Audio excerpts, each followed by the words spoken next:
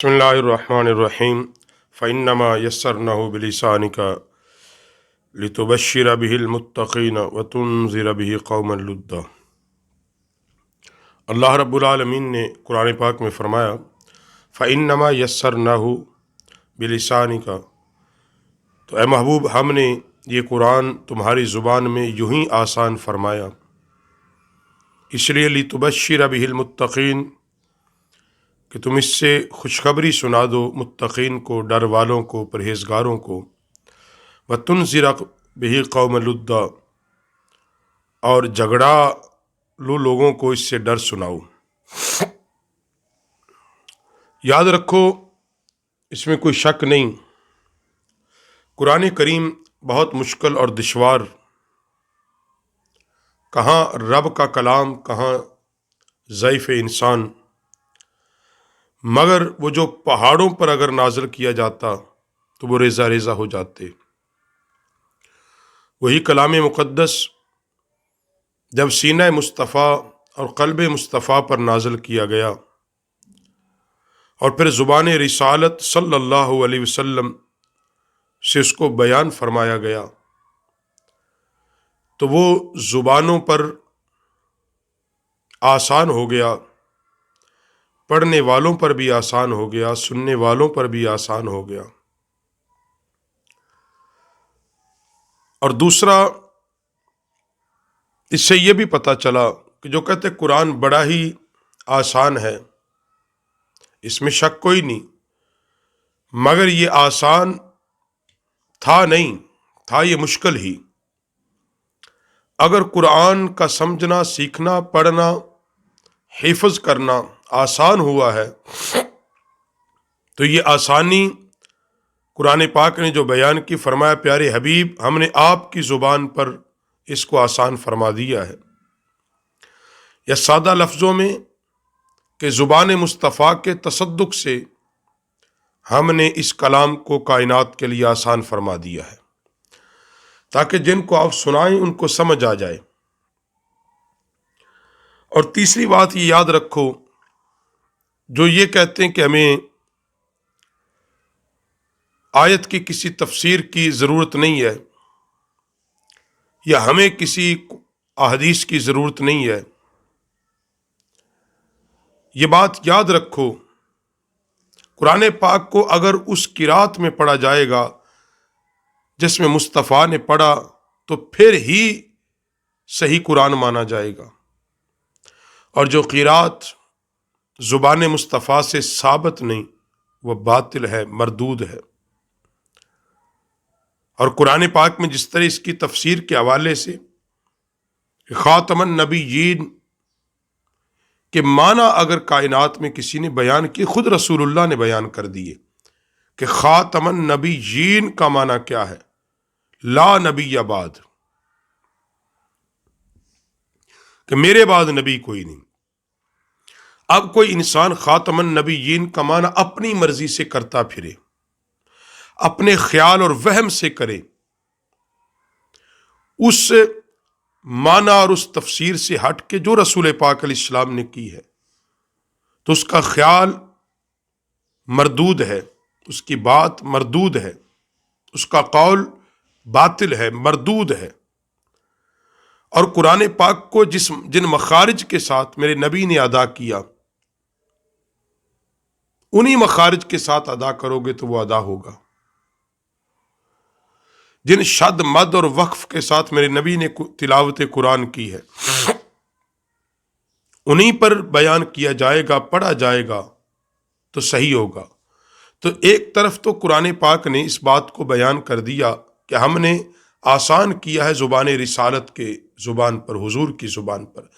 دوسرا اسی آیت میں حضور صلی اللہ علیہ وسلم کی تعریف اور حمد و ثنا اور حضور صلی اللہ علیہ وسلم کی شان کو بھی اجاگر کیا جا رہا ہے کہ کائنات کے لوگوں، آج اگر تمہیں قرآن سمجھ آ رہا ہے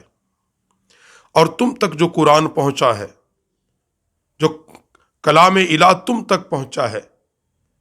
یہ زبان مصطفیٰ کی برکت سے پہنچا ہے۔ قرآن کو ہمیں کس نے بتایا ہے یہ قرآن ہے؟ مصطفیٰ کریم صلی اللہ علیہ وسلم نے تلاوت کر کے پھر بتایا اب یہ قرآن ہے۔ اب یہ قرآن ہے، اور نبی کریم صلی اللہ علیہ وسلم نے اللہ کا کلام لے کر اپنی زبان میں اللہ کی بات بندوں تک پہنچائی ہے، اور پھر فرمایا کہ جو اب اس کو پڑھے گا وہ گویا کہ اللہ سے کلام کر رہا ہے، یہ کلام اللہ ہے۔ اور اسی لیے حضرات گرامی قدر، اس کے اندر قرآن پاک ایک سمندر ہے، علم کا سمندر ہے،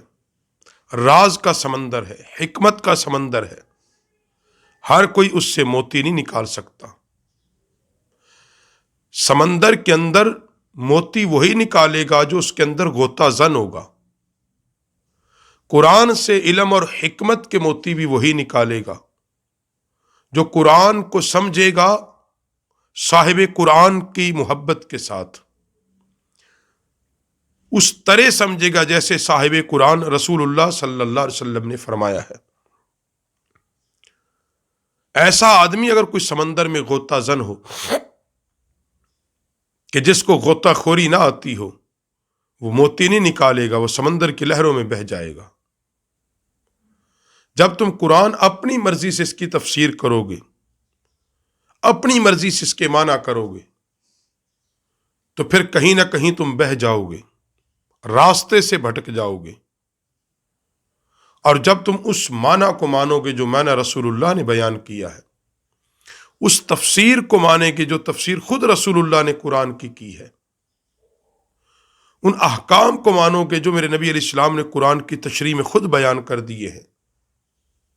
تو پھر تم صراط مستقیم پر چلے جاؤ گے، سیدھی راہ پر چلے جاؤ گے۔ تو حضرات گرامی قدر، خلاصہ کلام اور گفتگو کا خلاصہ یہ ہے کہ قرآن پاک نے یہ بات کی فَإِنَّمَا يَسَّرْنَاهُ بِلِسَانِكَ لِتُبَشِّرَ بِهِ الْمُتَّقِينَ، تو ہم نے یہ قرآن تمہاری زبانوں پر یوں ہی آسان فرما دیا کہ تم لوگوں کو اس سے خوشخبریاں سناؤ، متقین کو، ڈر والوں کو۔ آسان کرنے کی وجہ بھی کیا ہے؟ حبیب اس لیے آسان کر دیا ہے تاکہ جن کو آپ نے سنانا ہے وہ سمجھ سکیں، وہ جان سکیں۔ اور آخری باریک بات یہ ہے کہ قرآن اللہ کا کلام، اس میں شک کی کوئی نہیں، یا لا ریب، اس میں شک کی کوئی نہیں، مگر جو بندوں تک پہنچا وہ ایک سند اور ایک وسیلہ، وہ وسیلہ ذات مصطفیٰ صلی اللہ علیہ وسلم، اور جن کے سامنے رسول اللہ نے جب تلاوت فرمایا وہ تو عربی جاننے والے تھے، قرآن عربی میں آیا تھا، مگر اللہ کے نبی علیہ السلام نے جب تلاوت کی اور بعد میں کہا کہ یہ قرآن ہے، یہ قرآن ہے، یہ احادیث تھی، یہ نبی علیہ السلام کا فرمان تھا کہ یہ قرآن ہے، اس ایک بات نے حضور نے تلاوت کر کے جب یہ کہا یہ قرآن ہے، تو لوگ مان گئے کہ وہی قرآن ہے جو مصطفیٰ کہہ رہے ہیں، جو رسول اللہ کہہ رہے ہیں۔ تو اس سے پتہ چلتا ہے مقام مصطفیٰ اور فرمان مصطفیٰ صلی اللہ علیہ وسلم کا مقام و مرتبہ کیا ہے۔ اس لیے حضرات گرامی قدر، قرآن پاک جب نازل ہوا، کائنات میں کوئی اس کو سمجھ نہ سکتا۔ کس نے سمجھا؟ مصطفیٰ کریم علیہ السلام نے۔ اللہ کی وحی کتنی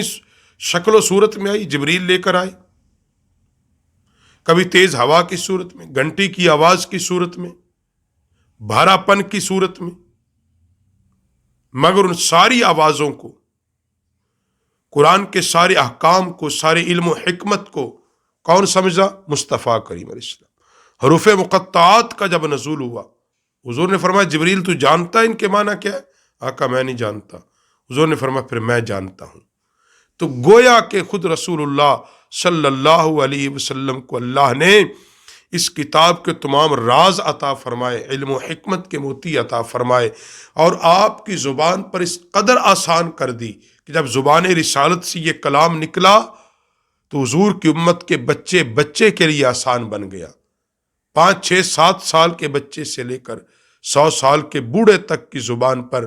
یہ آسان بن گیا، پڑھنے کے لیے، سمجھنے کے لیے، سیکھنے کے لیے، عمل کرنے کے لیے، مگر کب بنا؟ جب زبان رسالت سے بیان ہو گیا۔